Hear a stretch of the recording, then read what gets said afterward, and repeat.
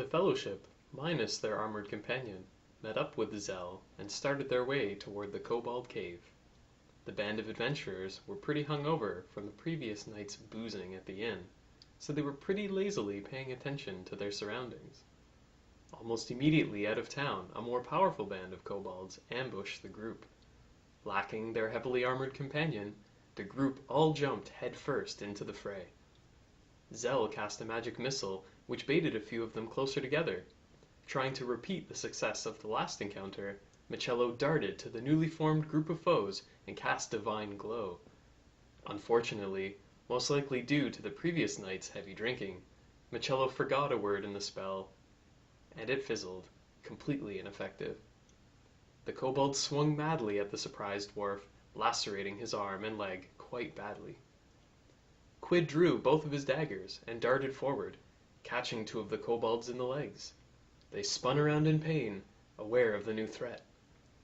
One of the kobolds, wielding a wooden staff with an ornate top, cast an arcane orb over the group of combatants right towards Etheria. As if time itself slowed in that very moment, Etheria saw the incoming threat and lazily stepped out of the way, easily dodging the orb. Zell's hands glowed bright orange as he repeatedly cast Scorching Blast at the group of enemies.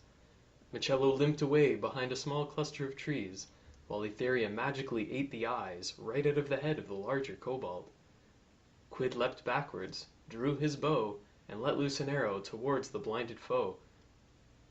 Michello, after casting a healing word to mend his wounds, jumped out from behind the trees and cast several Lance of Faiths at the kobold crew.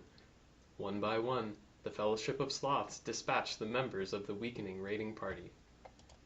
As Quid and Etheria watched either side of the trail, Zell and Michello approached the fried corpse of the kobold caster.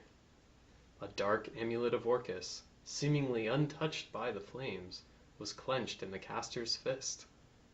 Michello pried it open, examined the dark artifact, and placed it in his pack. Looting the rest of the bodies awarded 15 gold and 20 silver pieces, which was split evenly among the present adventurers.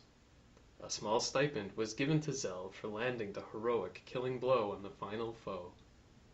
Clearly hurting both physically and mentally from the recent combat, the Fellowship decided to take a rest in a small clearing at the side of the road to lick their wounds and wait for their armored companion.